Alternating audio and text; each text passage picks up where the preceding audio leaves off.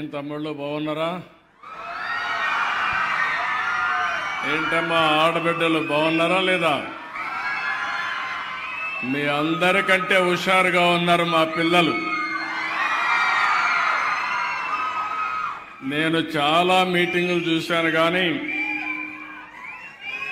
ఈరోజు ఈ మీటింగ్లో చూస్తే పొన్నేకల్లో మీ ఉత్సాహం చూస్తూ ఉంటే నా జీవితంలో ఎప్పుడూ చూడనంత ఉత్సాహం ఉంది. పిల్లల్లో అయితే రాజధాని కళ కనపడుస్తూ ఉంది.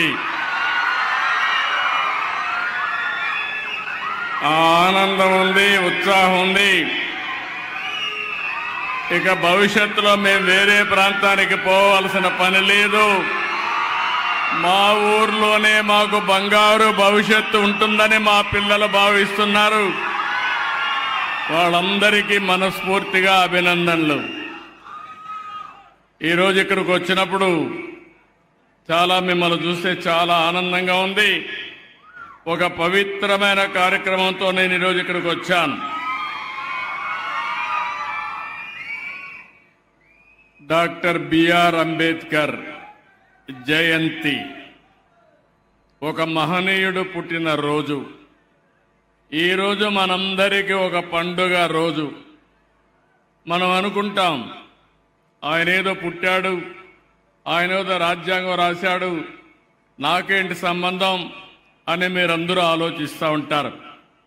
కానీ ఒక్క విషయం మనం గుర్తుపెట్టుకుంటే, ఆయన రాసిన రాజ్యాంగం, ఆయన ఇచ్చిన హక్కులు మీరు ఒకసారి చూస్తే, మనం అందరం ఈ విధంగా కూర్చొని మాట్లాడుతూ ఈలలేస్తూ కేకలు పెడుతూ ఆనందంగా ఉన్నామంటే ఆ మహానాయకుడు ఇచ్చినటువంటి రాజ్యాంగమే.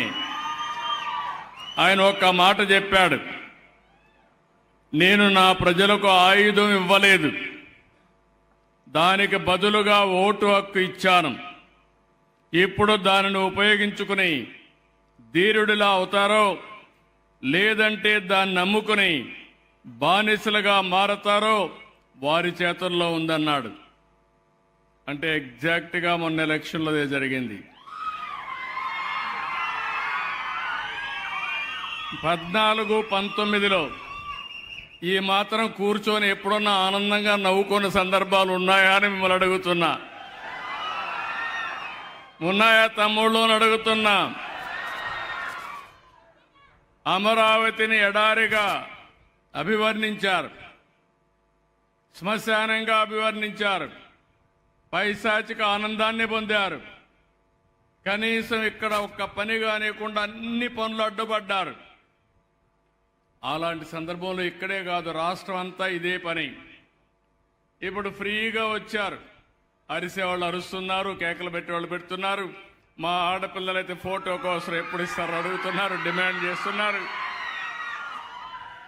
ఇక్కడ మీటింగ్లు కూడా వర్చువల్ మీటింగ్ పెట్టుకున్నాం. ఒకరు ఆస్ట్రేలియా నుంచి వచ్చి చెప్పారు, ఒకరు కెనడా నుంచి వచ్చి మాట్లాడారు. అంటే మనం ఒక స్వేచ్ఛా వాతావరణంలో మనం మాట్లాడుకుంటున్నాం. ఇంత మునుపు ఈ మారిగా వచ్చేవాళ్ళు కాదు.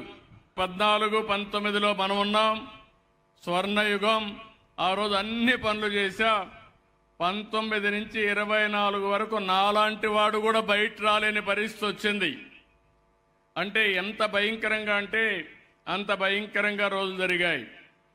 ఈరోజు మీరు ఎవ్వరిని తీసుకురాలేదు, వద్దంటే మీరు వస్తున్నారు. అది మీ ఉత్సాహం, నా మీద ఉండే అభిమానం, పార్టీ పైన ఉండే ప్రేమ. ఆ రోజు బలవంతంగా తోలకొచ్చేవాళ్ళు, మీటింగులు పెట్టేవాళ్ళు. కడాన మనుషులు పారిపోతామంటే కందకాలు కూడా దువ్వారు చుట్టూరు, ఎవరు పారిపోకుండా. మనుషులు వస్తే హెలికాప్టర్లో వస్తూ కిందన చెట్లని నరికేసేవాళ్ళు. అంటే ప్రజలతో మమేకం కాకుండా ఇష్టానుసారంగా చేశారు. అందుకే నేను చాలా సంవత్సరాలుగా రాజకీయాల్లో ఉన్నాను. నా జీవితంలో అలాంటి గెలుపు ఎప్పుడూ చూడలేదు. అంటే అభ్యర్థులు పెడితే 94% పెట్టిన అభ్యర్థులందరూ గెలిచారంటే అది ఆ రోజు ప్రజల్లో ఉండే అభిప్రాయం. నేను కూడా ఒక విషయం మీరు గుర్తుపెట్టుకోవాలి.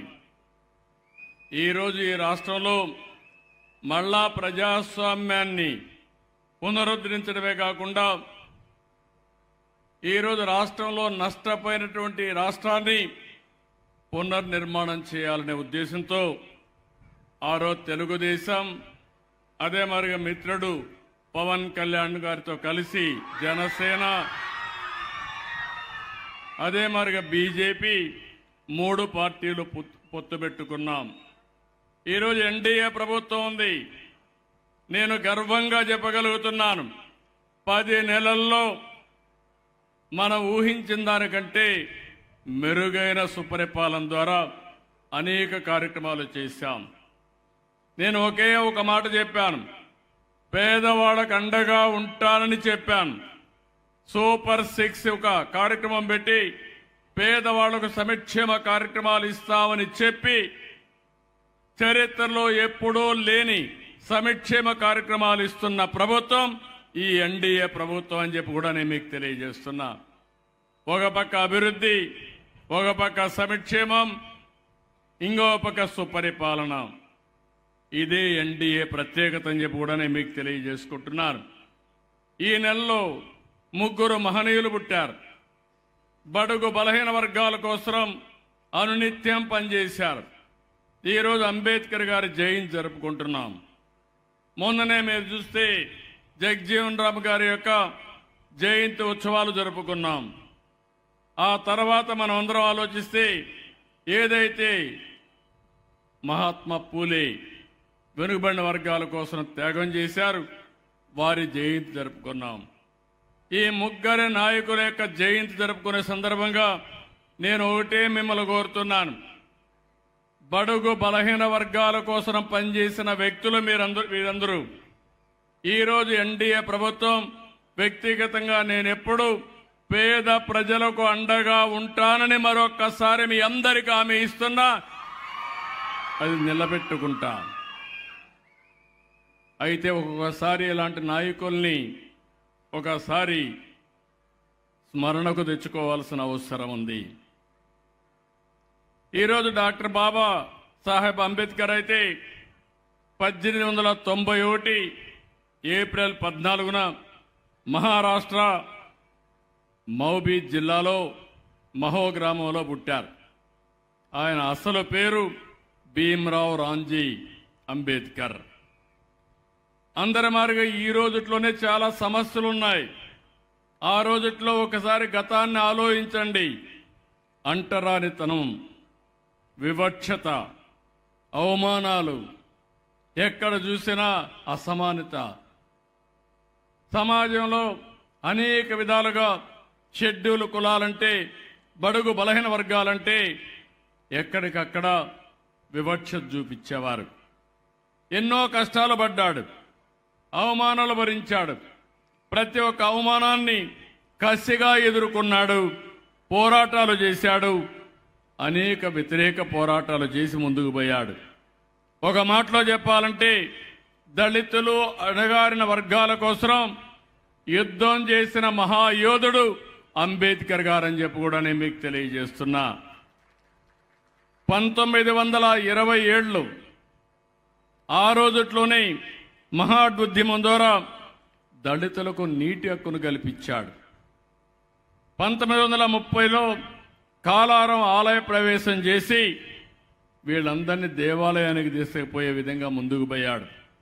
47లో స్వతంత్ర భారతదేశంలో తొలి మంత్రివర్గంలో కీలక పాత్ర పోషించారు. ఈరోజు రాజ్యాంగం మనం చదువుకుంటున్నాం.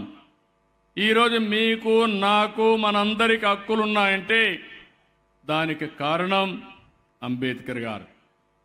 ఈరోజు మానవ హక్కుల గురించి మాట్లాడుతున్నామంటే అది రాజ్యాంగంలో మనకు పొందుపరిచినటువంటి హక్కు అని చెప్పి కూడా నేను మీకు తెలియజేస్తున్నా. ఆయన చైర్మన్గా పనిచేశాడు. ఒక మేధావిగా ఈ రాజ్యాంగాన్ని రాశాడు. ఇందులో ప్రత్యేకంగా సామాజిక న్యాయం, మౌలిక హక్కులు, సమానత్వం ఈ మూటి పైన మొత్తం ఆయన రాజ్యాంగాన్ని రాసే పరిస్థితికి వచ్చారు. అంతేకాకుండా ఆయన కల్పించిన ఈ రాజ్యాంగం చూస్తే ఈరోజు భారతదేశం ముందుకు పోయే పరిస్థితికి వచ్చింది. ఈరోజు మన పిల్లల్ని మీరు చూశారు. ఇక్కడ పుట్టిన పిల్లలు విదేశాలకు పోయి అక్కడున్న వాళ్ళకంటే ఎక్కువ ఆదాయం సంపాదిస్తున్నారంటే అది రాజ్యాంగంలో చూపించిన దారి అని చెప్పి నేను మీకు తెలియజేస్తున్నా. దీనికి కారణం ఆ మహనీయుడు అంబేద్కర్ గారని చెప్పి కూడా నేను మీకు తెలియజేస్తున్నా. రాజ్యాంగం ఒక పేపర్ కాదు, ఒక పుస్తకం కాదు, మనందరికీ ఇది ఒక పవిత్రమైన గ్రంథం అని చెప్పి కూడా నేను మీకు తెలియజేస్తున్నా. ప్రపంచంలోనే అతిపెద్ద రాజ్యాంగం, అతిపెద్ద ప్రజాస్వామ్యం. ఈ ప్రజాస్వామ్యానికి దశ దిశ నిర్దేశించిన వ్యక్తి అంబేద్కర్ గారు. ఆయన ఏ ఒక్కరి వ్యక్తి కాదు, ఏ వర్గానికో ప్రతినిధి కాదు. ఆయన అందరి వాడు, మనందరి ఆస్తి, దేశ సంపద అని చెప్పి కూడా నేను మీకు తెలియజేస్తున్నా.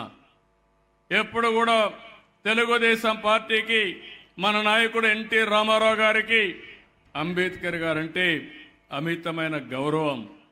అందుకే మీరందరూ ఒకసారి చూస్తే నేషనల్ ఫ్రంట్లో ఎన్టీ రామారావు గారు కన్వీనర్గా ఉండి, చైర్మన్గా ఉండి, విపి సింగ్ ప్రధానమంత్రిగా ఉన్నప్పుడు 1990లో భారతరత్న ఇచ్చిన ఘనత ఆనాటి నేషనల్ ఫ్రంట్ గవర్నమెంట్కి దక్కింది. ఆయన్ని గుర్తించిన ఘనత ఎన్టీ రామారావు గారిది. అదే మరి ఎప్పుడు కూడా తెలుగుదేశం పార్టీ దళితులకు అండగా ఉంటుంది, గుర్తింపిచ్చిన పార్టీ. తొలిసారి లోకసభలో జిఎంసి బాలయోగిని స్పీకర్గా చేసిన పార్టీ తెలుగుదేశం పార్టీ. అదే మరి అసెంబ్లీలో ప్రతిభా భారతిని తొలిసారి స్పీకర్గా చేసిన పార్టీ తెలుగుదేశం పార్టీ. రాష్ట్రపతిగా కేఆర్ నారాయణ గారికి మద్దతు ఇచ్చాం. అలాంటి మంచి వ్యక్తిని తీసుకొచ్చి ఆ రోజు ముందుకు తీసుకుపోయిన పార్టీ తెలుగుదేశం పార్టీ అని చెప్పి కూడా నేను మీకు తెలియజేస్తున్నా. ఈరోజు మనందరం కూర్చొని మాట్లాడుతున్నాం. నేను ఇప్పుడే అంబేద్కర్ గారి స్టాచ్యూకు నివాళులర్పించి నేరుగా ఒక దళిత కుటుంబం దగ్గరికి వెళ్ళాను. ఆ కుటుంబంలో కూర్చొని నేను మాట్లాడాను. ఆ కుటుంబంలో మీరు చూస్తే తల్లిదండ్రులకు 3 పిల్లలు. ఆ 3లో 2కి పెళ్ళిళ్ళైనాయి. ఒకరికి కొద్దిగా వినికిడి తక్కువ ఉంది కాబట్టి ఆయన ఇంకా పెళ్లి చేసుకోలేదు. కానీ వాళ్ళిద్దరికీ 2 పిల్లలు ఉన్నారు. అంటే మొత్తం కలిసి మీరు చూస్తే 3 కుటుంబాలు, వాళ్ళ తల్లి కూడా ఉంది. అందరూ కలిసి 2 రూములు, చిన్న రూములు ఉంటాయి, రేకులు వేసుకున్నారు. వాళ్ళు చేసే పని చూస్తే ఒకరు కార్పెంటర్గా పనిచేస్తారు, అశోక్ కుమార్ అని. ఇంకొక అతను మెకానిక్గా పనిచేస్తాడు. ఆ మెకానిక్ కూడా షెడ్ కూడా లేదు, సామగ్రి కూడా సరిగా లేదు. అదే మరి కార్పెంటర్ కూడా సామగ్రి కూడా సరిగా లేదు. ఈ కుటుంబాన్ని మీరు చూసినప్పుడు వాళ్ళకు కూడా ఒక ఆస్పిరేషన్స్ ఉన్నాయి, కోరికలు ఉన్నాయి. కానీ వాళ్ళు చూస్తే చాలా, ఆ ఇల్లు చూసినప్పుడు నాకు చాలా బాధేస్తుంది. ఆ ఇంట్లోనే దగ్గర 4 చిన్నపిల్లలు, 6 మంది పెద్దవాళ్ళు, మొత్తం 10 మంది ఉండే పరిస్థితి వస్తూ ఉంది. నేను అందుకే వారికి ఒక దారి చూపించడానికి నేనేదో ఇక్కడుండి మాట్లాడితే అర్థం కాదు. క్షేత్రస్థాయికి వెళ్ళి వాళ్ళ ఇంటికి వెళ్ళి నేరుగా చూస్తే వాళ్ళ పరిస్థితులు అర్థమవుతాయి.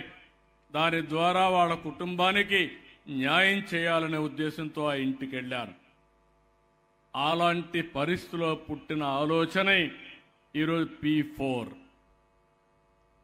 P4 అనేది ఏదో ఆలోచన కాదు. ఈరోజు మనం అంబేద్కర్ గారిని చూస్తున్నాం. నేను ఆ విషయం కూడా మీకు ఒక్కసారి చెప్తాను.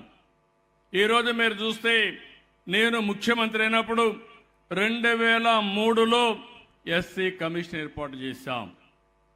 ఎస్సీ ఎస్టీలపై వేధింపులు ఉండేటివి. ఆ రోజుట్లో మీరు చూస్తే 2 గ్లాసుల సిద్ధాంతం, టీ బంకుకు పోతే ఎస్సీలకు వేరే గ్లాసు పెట్టేవాడు. ఆ గ్లాసు వాళ్లే కడుక్కోవాలి, ఆ గ్లాసులోనే టీ తాగాలి. ఇంకో పక్క దేవాలయాల్లో ప్రవేశం లేదు కొన్ని ప్రాంతాల్లో. ఇంకో పక్కన ఎక్కడ చూసినా ఒక బోర్ ఉంటే ఆ బోర్లో నీళ్లు కూడా ఎస్సీలు తీసుకోవడానికి వీలు లేదు. ఊర్లోకి వస్తే చెప్పులేసుకొని నడవడానికి వీలు లేదు. అప్పుడు నేను ఆలోచించి జస్టిస్ పున్నయ్య కమిషన్ వేశాను. ఆయన రికమెండేషన్లు ఇచ్చాడు, ఒక 2000 పేజీల రికమెండేషన్లు ఇచ్చాడు. అందులో 23 జీవోలు ఇచ్చాను, 2 మెమోలు ఇచ్చాను. నేను ఒకటే చెప్పాను, మనుషుల్ని మనుషులుగా గౌరవించాలి. ఇది అంబేద్కర్ గారు రాసిన రాజ్యాంగం. దీని ప్రకారం వీళ్ళకు న్యాయం చేయాలి. ఈ రోజటి నుంచి ఏ ఊర్లో కూడా వివక్షత చూపిస్తే వాళ్ళ మీద చర్యలు తీసుకుంటారని చెప్పి చర్యలు తీసుకొని ఏ గ్రామంలో కూడా వివక్షత లేకుండా చేశామంటే అది తెలుగుదేశం పార్టీ చూపించిన దారిని మరొకసారి మీ అందరికీ విజ్ఞప్తి చేస్తున్నా. ప్రతి నెల మీటింగులు పెట్టాం, గ్రామాల్లో అధికార యంత్రాంగాన్ని పంపించాం, ఎస్ఐని పంపించాం, తహసీల్దార్ని పంపించాం, కలెక్టర్ని వెళ్ళమన్నాను. ఎక్కడ కూడా దాడులు చేయడానికి వీలు లేదు. దళితుల హక్కులు కాపాడమని ఆదేశాలు ఇచ్చాను. అలాంటి చేసిన తర్వాత ఈరోజు నాకు ఎక్కడా కంప్లైంటే రావడం లేదు. ఈరోజు నేను కూడా ఎస్సీ కుటుంబంలో కూర్చొని వాళ్ళు చేసిన పలహారం తీసుకొని వచ్చినప్పుడు ప్రతి ఒక్కరికి ఇది ఒక మెసేజ్. ఎందుకు చెప్తున్నానంటే మనలో కూడా మానవత్వం ఉండాలి. మనుషులందరూ సమానమే. ఇప్పుడు ఒక అమ్మాయిని చూశారు, రత్నలత, ఆస్ట్రేలియాలో చదువుకొని ఆడ ఉద్యోగం వచ్చింది. ఆ అమ్మాయిని చూస్తే అందరి పిల్లలతో సమానంగా ముందుకు పోయింది. ఇంకో పక్క అనిల్ని చూశారు, కెనడాలో ఉద్యోగం చేస్తున్నాడు, 70 లక్షల రూపాయలు 60-70 లక్షలు సంపాదిస్తున్నాడు. ఇప్పుడు అతన్ని అక్కడ ఎస్సీగా ఎవరు చూడరు. ఇక్కడ అనాగరిక ప్రపంచంలో ఒకప్పుడు ఇవన్నీ ఉన్నాయి, అవన్నీ రూపుమాపాం. ఇంకో పక్క ఒక్క విషయం మీరు గుర్తుపెట్టుకోవాలి. ఇప్పుడే మా మంత్రి గారు చెప్పారు, మొన్న ఇంటర్మీడియట్ రిజల్ట్స్ వస్తే 94% రిజల్ట్స్ వచ్చింది సోషల్ వెల్ఫేర్ హాస్టల్స్ నుంచి, రెసిడెన్షియల్ స్కూల్స్ నుంచి. అంటే దీని ఉద్దేశం ఏంటి? ఎస్సీ పిల్లల్లో తెలివితేటలు ఉన్నాయా లేదా అని మిమ్మల్ని అడుగుతున్నా. ఇలాంటి పిల్లల్ని చదివించాలని నిర్ణయం చేసింది ఎన్టీ రామారావు గారు చేశారు. రెసిడెన్షియల్ స్కూల్స్ పెట్టారు. వీళ్ళు మట్టిలో మాణిక్యాలు. ఈ పిల్లల్ని బాగా చదివిస్తే ప్రపంచాన్ని శాసిస్తారనే ఉద్దేశంతో రెసిడెన్షియల్ స్కూల్స్ పెట్టారు. నేను కూడా ఆలోచిస్తున్నా, అనేక ప్రయత్నాలు చేశా. మళ్ళీ మీ అందరికి హామీ ఇస్తున్నాను, భవిష్యత్తులో ఎస్సీ పిల్లలందరూ చదువుకునేట్టుగా రెసిడెన్షియల్ స్కూల్స్ పెట్టి వాళ్ళ జీవితాలను మార్చే పరిస్థితి తెలుగుదేశం ప్రభుత్వం తీసుకుంటాం, ఎన్డీఏ ప్రభుత్వం తీసుకుంటాం. ఒక్కసారి ఆ ఇద్దరి పిల్లలను చూశారు. ఆ ఇద్దరి పిల్లలకి చదివించాం. సరైన సమయంలో నేను ఒక 10 లక్షలు ఇచ్చాను. రత్నలత తండ్రి ఇక్కడ ఎంత ఆనందం పడ్డాడంటే భావోద్వేగం చూశారు మీరు. నా కూతుర్ని చదివించలేకపోయాను, సరైన సమయంలో మీరు 10 లక్షలు ఇచ్చారు, ఆపద్బాంధవుడిగా మార్గదర్శకుడిగా ఆదుకున్నారు. ఇప్పుడు నా కూతురు జీవితం బాగుపడింది, ఆ అమ్మాయి నన్ను చూసుకుంటుందని కళ్ళ నీళ్లు పెట్టుకున్నాడు. ఆనంద బాష్పాలుగా వచ్చాయి. అది చూసినప్పుడు నా జీవితం చరితార్థం అనుకుంటున్నా, ఆనందపడుతున్నా. ఇలాంటి పనులు చేసినప్పుడు ఉండే తృప్తి సమాజంలో దేని మీద రాదని కూడా మీ అందరికీ తెలియజేస్తున్నా. అందుకనే ఈరోజు ఇంకొక పక్కన దగ్గర మీరు చూస్తే 8 లక్షల ఎకరాలు భూమిని కొనుగోలు చేసి దళితులకు పంచిన పార్టీ తెలుగుదేశం పార్టీ. ఎస్సీ పిల్లలకు, ఎస్టీ పిల్లలకు స్టడీ సర్కిల్ పెట్టి పిల్లల్ని చదివించాం. సివిల్స్లో కానీ, గ్రూప్ 1 సర్వీసులో బాగా చదివించాం. 2002లోనే ముందడుగు కార్యక్రమం పెట్టి ముందుకు తీసుకుపోయాం. ఇప్పుడు మీరు చూశారు అంబేద్కర్ ఓవర్సీస్ విద్యానిధి. దీనిపై నేను ఒకటే హామీ ఇస్తున్నాను, మళ్ళీ చదువుకోవాలి అని ఆశుండే పిల్లలందరినీ చదివించే బాధ్యత ఈ ప్రభుత్వం తీసుకుంటాం. దీన్ని మెరుగుపరుస్తాం. తొందరలోనే గైడ్ లైన్స్ తయారు చేస్తాం. ఒకప్పుడు మీరు చూస్తే ఎస్సీ ఎస్టీ పిల్లలకు 15 లక్షలు, బీసీ ఈబీసీ కాపు మైనారిటీ వర్గాలకు 10 లక్షలు ఇచ్చాం. దీని కింద సుమారు 7,000 మందిని చదివించాం. 467 కోట్లు ఖర్చు పెట్టాం. 14-19లో ఎస్సీ విద్యార్థులకు 619 మందిని చదివిస్తే ఎస్టీ విద్యార్థులు 55 మంది చదివించి దగ్గర 50 కోట్ల రూపాయలు ఖర్చు పెట్టాం. ఇంకో పక్క అందరి పిల్లల్ని మనం ఆ రోజు చదివిస్తే 19-24 వచ్చిన ప్రభుత్వం కేవలం 438 మందిని మాత్రం చదివించారు. ఆదాయం పెరిగింది. పెరిగినప్పుడు ఎక్కువ మందికి ఆశలున్నాయి. వాళ్ళని చదివించడంలో విఫలమయ్యారు. అప్పుడు 7,000 మందిని చదివిస్తే వీళ్ళు చదివించింది 438. వీళ్ళకి ఏమాత్రం పేదవాళ్లపైన ప్రేమ ఉందో మనం ఆలోచించాల్సిన అవసరం ఉందని చెప్పి కూడా నేను మీకు తెలియజేస్తున్నా. అందుకని తొందరలోనే ఒక మంచి స్కీమ్ని తీసుకొస్తాం. పిల్లల్ని బాగా చదివించే బాధ్యత. అమరావతిలో కూడా అన్ని స్కూల్స్ వస్తున్నాయి. దేశంలో ఉండే అన్ని కాలేజీలు యూనివర్సిటీలు వస్తున్నాయి. ఎస్ఆర్ఎం వచ్చింది, అదే మరి విట్ వచ్చింది, బిట్స్ పిలానీ వస్తుంది, ఎక్స్ఎల్ఆర్ఐ వస్తుంది. దేశంలో ఉండే ప్రతిష్టాత్మకమైన యూనివర్సిటీస్ అన్ని ఇక్కడ తీసుకొస్తాం. హై స్కూల్స్ తీసుకొస్తాం, కాలేజీలు తీసుకొస్తాం. నా ఆలోచన ఒకటే, మన పిల్లలు చదువుకోవాలంటే కాలేజీ లేదనకుండా ఏ కాలేజీలో చదువుకోవాలన్నా చదివించే బాధ్యత, అవకాశాలు కల్పించే బాధ్యత ఈ ప్రభుత్వం తీసుకుంటామని మీ అందరికీ హామీ ఇస్తున్నా. పిల్లలు కూడా దీన్ని ఉపయోగించుకొని ముందుకు పోవాల్సిన అవసరం ఉంది. ఇంకో పక్కన ఈరోజు మీరు చూస్తే ఎస్సీ ఎస్టీల కోసం ప్రత్యేకంగా ఎస్సీ సంక్షేమానికి 20,281 కోట్ల రూపాయలు ఖర్చు పెట్టబోతున్నాం. సబ్ ప్లాన్ తీసుకొచ్చాం. దీనివల్ల మీ జీవితాల్లో మార్పు తీసుకురావడానికి ఈ ప్రభుత్వ కార్యక్రమాలు చేపడతామని చెప్పి కూడా నేను మీకు తెలియజేస్తున్నా. ఇందులో ఎస్సీ రైతులుంటారు, వాళ్లకు 1,300 కోట్లు ఖర్చు పెడుతున్నాం. హార్టికల్చర్ చేసుకునే ఎస్సీల కోసం 130 కోట్లు ఖర్చు పెడతాం. ఇండ్లు కట్టుకోవడానికి 1,253 కోట్లు ఖర్చు పెడతాం. అదే మరిగా గ్రామాల్లో అభివృద్ధికి ఒక 1,200 కోట్లు ఖర్చు పెడతాం. జల్ జీవన్ మిషన్లో 478 కోట్లు ఖర్చు పెడతాం.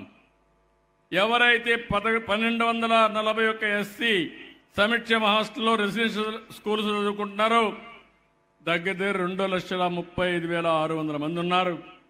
వారికి 1,331 కోట్లు ఖర్చు పెడుతున్నాం. వీళ్ళందరికీ హామీ ఇస్తున్నా, తొందరలోనే వీళ్ళని తొందరలో రెసిడెన్షియల్ స్కూల్స్లో ఎస్సీ పిల్లలను చదువుకునే విధంగా మెరుగైన భోజనమే కాకుండా నాణ్యమైన విద్య ఇచ్చే పరిస్థితి తీసుకొస్తామని కూడా నేను మీకు తెలియజేస్తున్నా. ఇంకొక పక్కన నేను ఒక ఎకనామిక్ కార్యక్రమానికి కూడా నాంది పలికాను. అది కూడా ఇప్పుడే నేను మాట్లాడతాను. ఏం చేయబోతాం కూడా చెప్తాం.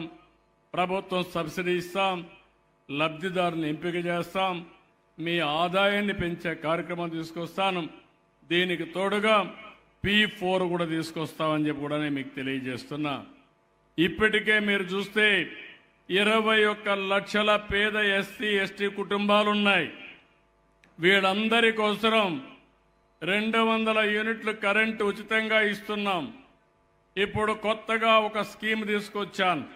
మీ ఇంటి పైన సోలార్ ప్యానెల్స్ పెట్టి కరెంటు ఉత్పత్తి చేసి మీరు వాడుకునే 200 యూనిట్లు వాడుకొని మిగిలిన కరెంటు డిపార్ట్మెంట్కి ఇస్తే యూనిట్కి ₹2.09 మీకు డబ్బులు కూడా ఇస్తాం.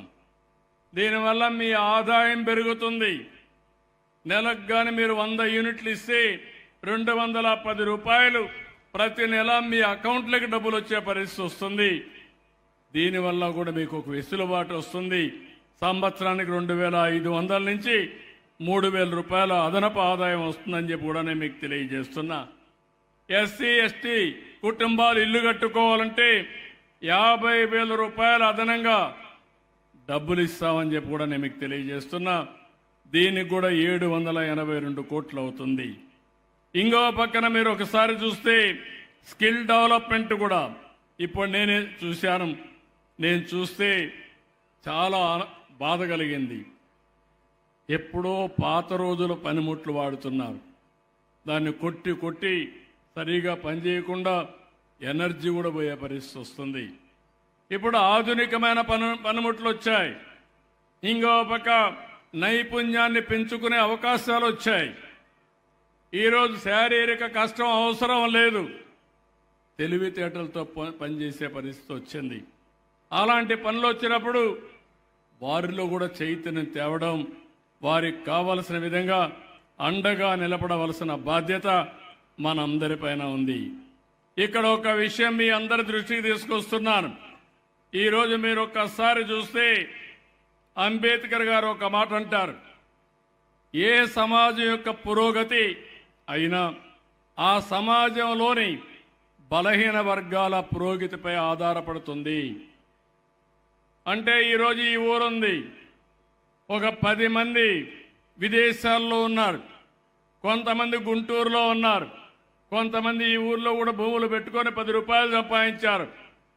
కొంతమంది ఎస్సీ కుటుంబాల్లో, బీసీ కుటుంబాల్లో, అగ్రవర్ణాల్లో తినడానికి తిండి లేకుండా పిల్లల్ని చదివించుకోలేక అవస్థపడే పరిస్థితికి వచ్చారు. అలాంటి బలహీన వర్గాల పురోగతి లేని సమాజం పురోగతి సాధించినట్టు కాదు. అదే అంబేద్కర్ గారు ఇచ్చిన స్ఫూర్తి. ఇంకొక మాట అన్నాడు ఆయన, ఈ విషయం కూడా మీరు గుర్తుపెట్టుకోవాలి. ఒక ప్రముఖ వ్యక్తి కన్నా ఒక వ్యత్యాసాన్ని చెప్తూ, ఒక ప్రముఖ వ్యక్తికి ఒక గొప్ప వ్యక్తికి వ్యత్యాసం ఏమిటంటే, గొప్ప వ్యక్తి సమాజ సేవకుడుగా ఉండడానికి సిద్ధపడతాడు. అందరూ ఇక్కడ విఐపీలే. ఈరోజు ఇక్కడ మార్గదర్శులు ఉన్నారు, చాలామంది వచ్చారు, వారిని అభినందిస్తున్నా. మిమ్మల్ని ప్రముఖ వ్యక్తులుగా నేను గుర్తిస్తున్నా, సమాజంలో మిమ్మల్ని గుర్తిస్తున్నారు. కానీ మీరు గొప్ప వ్యక్తి కావాలంటే ఇలాంటి పేదవాళ్ళకు అండగా నిలబడి వారిని పైకి తీసుకురాగలిగితే అప్పుడే మీరు గొప్ప వ్యక్తులుగా తయారవుతారు. ఈ విషయం మీరు గుర్తుపెట్టుకోవాలి. అందుకే ఈరోజు నేను ఒక పిలిపిస్తే చాలామంది ముందుకు వచ్చారు. ఈరోజు నేను ఒక మాట ఇచ్చాను, మీరు ఒక విషయం గుర్తుపెట్టుకోవాలి. ఎన్నో సంవత్సరాలుగా మనం మాట్లాడాం, పేదరికం పోవాలి. మా నాయకుడు ఎన్టీ రామారావు గారి కళ సమాజమే దేవాలయం, పేదవాళ్లే దేవుళ్ళని చెప్పిన వ్యక్తి. అలాంటి సిద్ధాంతానికి కట్టుబడిన వ్యక్తి నందమూరి తారక రామారావు గారని చెప్పి నేను మీకు తెలియజేస్తున్నా. అలాంటి మహానుభావుడు చూపించిన స్ఫూర్తితో ఈ పార్టీ ముందుకెళ్తా ఉంది. అయితే నేను చాలా ప్రయత్నాలు చేశాను. 91లో ఆర్థిక సంస్కరణలు వచ్చాయి. అంతవరకు సంపద మనం సృష్టించలేదు. అరాకొర ఆదాయం, ఏ పని చేయాలన్నా చేయలేని చట్టాలు. ఎప్పుడైతే ఆర్థిక సంస్కరణలు వచ్చాయో, ఆర్థిక సంస్కరణల ద్వారా అభివృద్ధి సాధ్యమైంది. అదే సమయంలో 94-95లో ఇన్ఫర్మేషన్ టెక్నాలజీ వచ్చింది. నేను ఆ రోజు మాట్లాడితే అందరూ నెగతాళి చేశారు. నేను హైటెక్ సిటీ కట్టాను. అదే మరి టెలిఫోన్స్ అందరికీ రావాలని ఒక రిఫార్మ్ కింద అంత మునుపు అందుబాటులో లేని సెల్ ఫోన్లు అందుబాటులో తేవడానికి పాలసీ తీసుకొచ్చాం. దానివల్ల ఈరోజు అందరి దగ్గర ఫోన్లు ఉన్నాయి. ఫోన్లు ఉండడమే కాదు, టెక్నాలజీలో ప్రపంచంలోనే మన వాళ్ళు నెంబర్ 1గా తయారయ్యి ఇప్పుడు ఇద్దరు ఎవరైతే చెప్పారు ఈ విధంగా ఏ దేశానికి పోయినా ఆ దేశంలో ఎక్కువ ఆదాయం వచ్చేవాళ్ళు ఎవరంటే దానికి చిరునామాగా భారతీయులు, ఇండియన్స్. అందులో అగ్రస్థానంలో నా తెలుగు జాతి ఉండడం నాకు గర్వ కారణం అని చెప్పి నేను మీకు మరొకసారి తెలియజేస్తున్నా. నేను అందుకే ఒక విజన్ తయారు చేశాను. 2047 స్వర్ణాంధ్రప్రదేశ్లో ప్రపంచంలోనే ఏ దేశానికి పోయినా ఎక్కువ ఆదాయం సంపాదించే జాతి, ఎక్కువ ఇన్ఫ్లుయెన్స్ ఉండే జాతి ఏదంటే దానికి చిరునామాగా తెలుగువారు ఉంటారని చెప్పి కూడా నేను మీకు తెలియజేస్తున్నా. ఇప్పుడు చరిత్రలో మనం మాట్లాడుతూ ఉంటాం, ఎవరు బాగా పనిచేస్తారంటే జూయిష్ అని చెప్పుకుంటాం. వాళ్ళు ఒక సిటీలో 2 కుటుంబాలే ఉంటారు. ఆ ఊర్లో వాళ్ళకి ఎక్కడ లేని గౌరవం ఉంటుంది. ఎందుకంటే డబ్బులు సంపాదించడం వాళ్ళకు పెట్టిన విద్య. ఈరోజు వాళ్ళని రీప్లేస్ చేసే ప్లేస్లో మనం వచ్చాం. వారికంటే ముందున్నాం, కానీ వాళ్ళు చాలా రోజుల నుంచి ఉన్నారు కాబట్టి ఇంకా వాళ్ళ దగ్గర సంపాదించిన డబ్బులు ఉన్నాయి. కొన్ని రోజుల్లో వాళ్ళని కూడా అధిగమిస్తాం. అలాంటి సంపద సృష్టించే సృష్టికర్తలు తెలుగు జాతిగా ఉంటారు. రెండోది గుర్తుపెట్టుకోవాలి, మీరందరూ ఇదే విధంగా సహకరిస్తే 2047కి భారతదేశంలో నెంబర్ 1 ప్లేస్ ఎవరిదంటే ఈ తెలుగు రాష్ట్రమైన ఆంధ్రప్రదేశ్దే ఉంటుంది. దీనికి కూడా చాలా స్పష్టంగా మైల్ స్టోన్స్ తయారు చేసుకున్నా. అయితే ఇంకొక విషయం కూడా మీరు గుర్తుపెట్టుకోవాలి, నేను అనునిత్యం ఆలోచించేది, నేను కష్టపడేది అందరూ బాగుండాలి. నేను అందరి వాడిని, ఏ ఒక్కరి కోసం నేను మాట్లాడడం లేదు. ఈ రాష్ట్రం కోసం మాట్లాడుతున్నా, 5 కోట్ల ప్రజల కోసం మాట్లాడుతున్నా. ఒక కన్న తండ్రి తన పిల్లల్లో ఎవరైనా బలహీనుడుంటే లేకపోతే దివ్యాంగుడుంటే ప్రత్యేకమైన శ్రద్ధ పెడతాడు. అదే సందర్భంలో నేను కూడా ఆలోచించేది ఒకటే, అందరికీ న్యాయం జరగాలి, బడుగు బలహీన వర్గాలకు అండగా ఉండాలి, వాళ్ళని కూడా సమాజంలో పైకి తీసుకురావాలి. అందరితో సమానంగా సమాన అవకాశాలు వారికి కూడా వచ్చే విధంగా చేయగలిగితే అదే నిజమైన ప్రజాస్వామ్యం, అదే నిజమైన ప్రజాసేవను కూడా మీకు తెలియజేస్తున్నా. అందుకే ఆ ఆలోచనలో పుట్టిన ఆలోచనే ఈరోజు మార్గదర్శి బంగారు కుటుంబం. మీరు ఒక విషయం గుర్తుపెట్టుకోవాలి, ఒకప్పుడు నేషనల్ హైవేస్ ఉన్నాయి, రోడ్లు సరిగా ఉండేటివి కాదు. ఒకప్పుడు టెలిఫోన్ సరిగా వచ్చేది కాదు. ఒకప్పుడు కరెంటు సరిగా వచ్చేది కాదు. ఒకప్పుడు చదువుకోవాలంటే స్కూల్స్ లేవు. కానీ ఈరోజు ఏ విధంగా వచ్చాయంటే ప్రభుత్వం ప్రైవేట్ భాగస్వాములో వచ్చాయి. ఒకప్పుడు ఇండస్ట్రీ పెట్టాలంటే లైసెన్స్ రాజ్యం ఉండేది, ప్రభుత్వం అనుమతిస్తేనే ఇండస్ట్రీ పెట్టే పరిస్థితి. ఇప్పుడు తెలివితేటలుంటే ఎవరైనా పెట్టుకోవచ్చు. అందుకే ఈరోజు పబ్లిక్ ప్రైవేట్ పార్ట్నర్షిప్లో చాలా మంది పైకి వచ్చారు. అనతి కాలంలో తెలివితేటలతో దూసుకెళ్తున్నారు. సంపాదన వచ్చింది, సంపద పెరిగింది, ఆదాయాలు పెరిగాయి. కానీ ఆర్థిక అసమానతలు కూడా పెరుగుతున్నాయి. ఒక పక్క డేటా సెంటర్ పెట్టి మిత్రుడు ఒక 2000 మందికి ఉద్యోగాలు ఇస్తే ఇంకొక పక్క ఒక ఎస్సీ కుటుంబం ఇంకా ఇబ్బందులతో ఉండే పరిస్థితి వచ్చింది. నా పక్కన కూర్చున్న ఆడబిడ్డను అడిగాను, ఒక ఎస్సీ కుటుంబం డిగ్రీ చేసింది, ఒకే ఇంట్లో 3 కుటుంబాలు ఉంటున్నారు. డిగ్రీ చేసి చదువుకొని కంప్యూటర్ డేటా ఎంట్రీ కూడా బాగా చేయగలుగుతుంది. అలాంటప్పుడు ఎందుకు మీరు కష్టపడుతున్నారు అడిగితే ఆ అమ్మాయి చెప్పింది, మాకు వేరే ఆదరణ లేదు, ఉద్యోగాలు లేవు, అవకాశాలు లేవనే పరిస్థితికి వచ్చింది. వాళ్ళ పిల్లలు కూడా 2 ఒకరిని 3వ తరగతి ఉంటే గవర్నమెంట్ స్కూల్లో ఇద్దరిని గవర్నమెంట్ స్కూల్లోనే పెట్టింది. ఈరోజు నేను చేసే పని మీరు గుర్తుపెట్టుకోవాలి. ప్రభుత్వం అనేది అన్నీ చేస్తాం.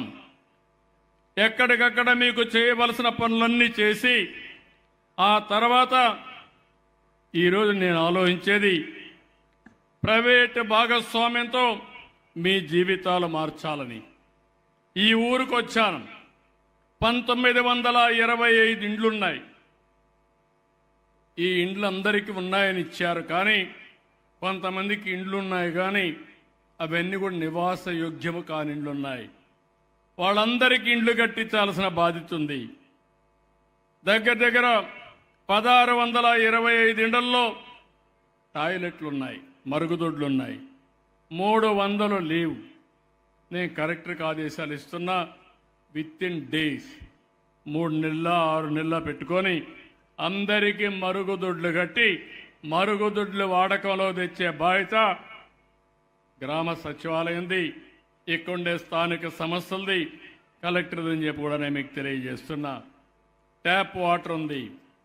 నేను ఆ రోజు చెప్పాను, ప్రతి ఒక్క ఇంటికి కొళ్ళాయి ద్వారా నీళ్లు ఇస్తాం, సస్టైనబుల్ వాటర్ ఇస్తాం. పక్కనే కృష్ణా జలాలు వచ్చాయి, పక్కనే ఉన్నాయి. ఎక్కడైతే ప్రకాశం బ్యారేజ్లో నీళ్లున్నాయి, మీ ఊరికి వస్తే తాగడానికి నీళ్లు లేని పరిస్థితి. ఈ నీళ్లు ఇవ్వడానికి ప్రత్యేకమైన వాటర్ స్కీమ్ తీసుకొస్తాం. అన్ని ఇండ్లకు నీళ్లు ఇచ్చే బాధ్యత నేను తీసుకుంటా. దాంట్లో ఏమాత్రం అనుమానం లేదు. ఇంకో పక్కన 1101 ఇంట్లో కరెంటు ఉంది. 24 మందికి కరెంటు లేదు. కరెంటు కూడా మీరు పెట్టుకోవాలి. ఆ 24 మందికి ఇమీడియట్గా ఇమ్మంటాను.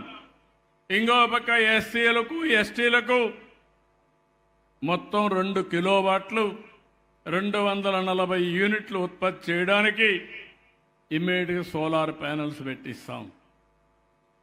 మీరు డే టైం కానీ కరెంట్ వస్తే గ్రిడ్కి ఇవ్వండి, మళ్ళా రాత్రి మీరు వాడుకోండి.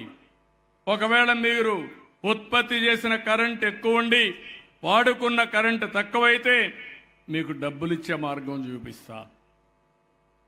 బీసీలు ఉన్నారు, మీకు ప్రత్యేకంగా 78,000 రూపాయలు 3 కిలోవాట్ల వరకు కరెంటు సబ్సిడీ ఇస్తాం.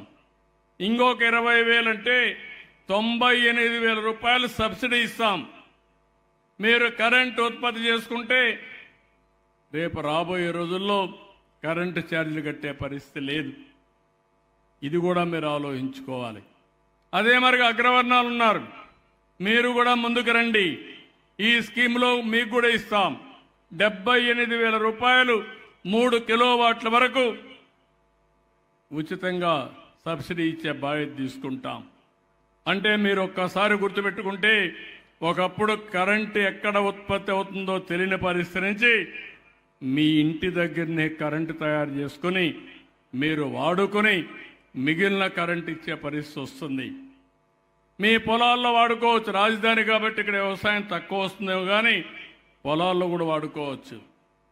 మీ కార్లన్నీ కూడా ఎలక్ట్రికల్ ఛార్జ్ చేసుకోవచ్చు. అంటే పెట్రోల్ కూడా కొట్టుకునే పరిస్థితి రాబోయే రోజుల్లో. స్కూటర్కి ఈవీ పెట్టుకుంటే స్కూటర్ కూడా ఛార్జ్ చేసుకోవచ్చు, ఆటోలకు ఛార్జ్ చేసుకోవచ్చు. 2 లాభాలు: పొల్యూషన్ ఉండదు, కాలుష్యం ఉండదు, ఖర్చు ఉండదు. అలాంటి వినూత్నమైన ఆలోచనలో మీరు ముందుకు పోవాలి. అందుకే నేను ఇవన్నీ కూడా మీకు చెప్తున్నాను. ఇంకో పక్క 1903 మందికి గ్యాస్ కనెక్షన్లు ఇచ్చాం. ఎప్పుడు 96, 97లోనే దీపం పెట్టిన పార్టీ తెలుగుదేశం పార్టీ. అప్పుడే గ్యాస్ ఇచ్చాం మీకు. ఈరోజు మళ్ళీ ఆలోచించాను. డాక్రా సంఘాల ద్వారా ఆ రోజు దీపం పెట్టాం, ఈరోజు రేట్లు పెరిగాయి. అందుకే 3 సిలిండర్లు సంవత్సరానికి ఉచితంగా ఇవ్వాలని ఈ ప్రభుత్వం నిర్ణయం చేశాం. అది కూడా మొన్నే 1 ఇచ్చాం, ఈ సంవత్సరం 3 ఇస్తాం.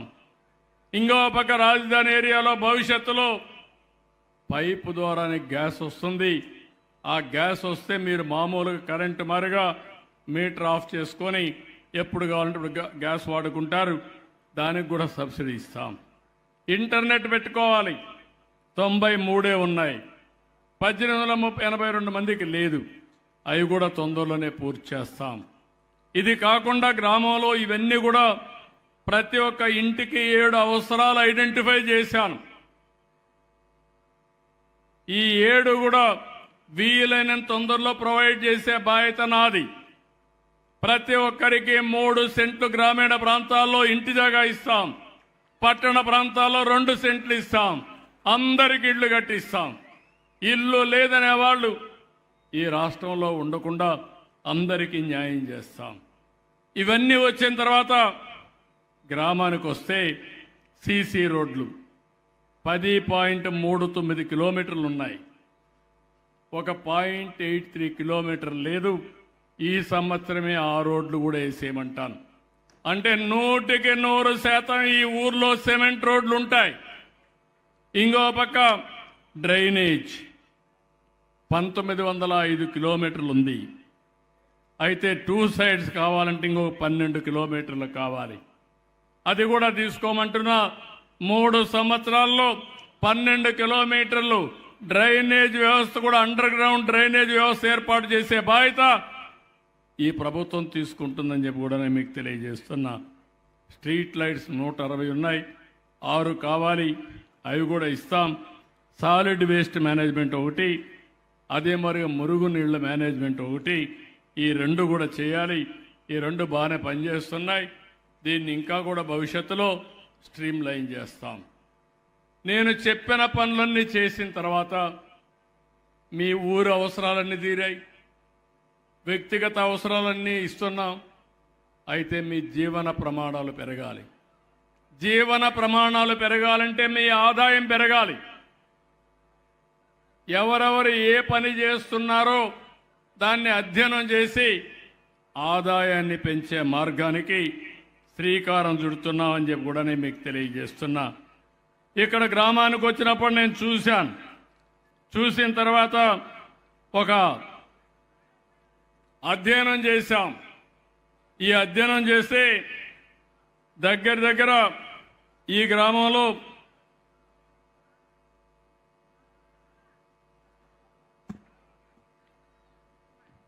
పొన్నేకల్లు 1, పొన్నేకల్లు 2 సచివాలయాలు ఉన్నాయి.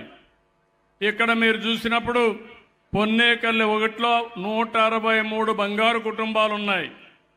పొన్నేకల్లు 2లో 206 ఉన్నాయి.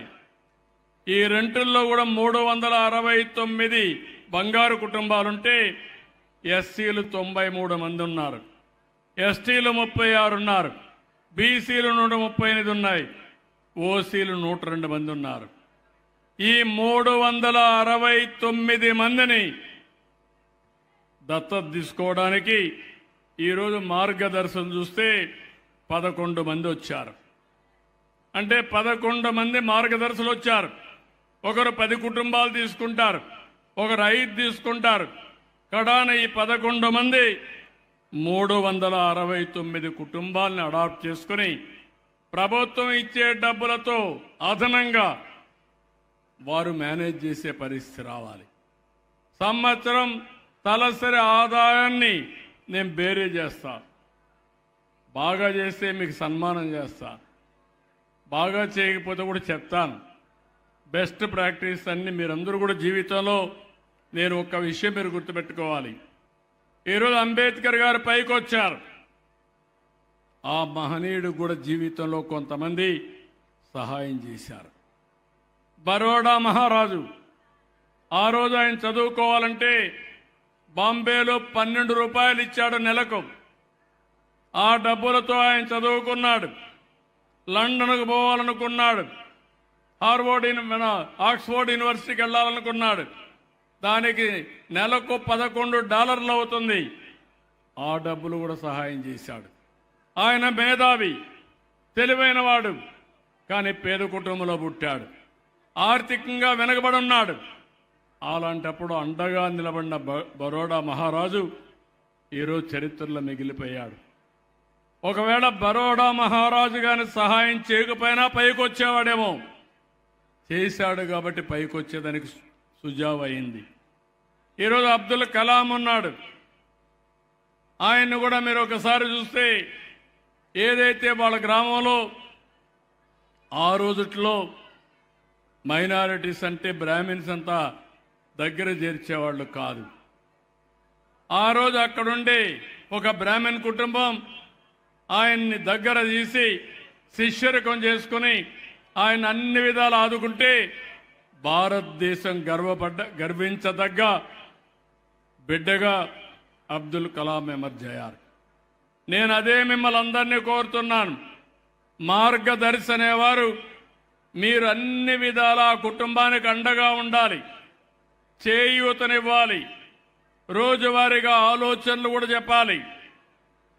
పెద్ద ఎత్తున తీసుకున్న వాళ్ళు కొంతే టైం ఇవ్వగలిగితే ఒక సిఓని పెట్టుకోండి. మీరు 6-7 కంపెనీలు పెట్టుకుంటారు, ఇదో కంపెనీగా ఆలోచించండి.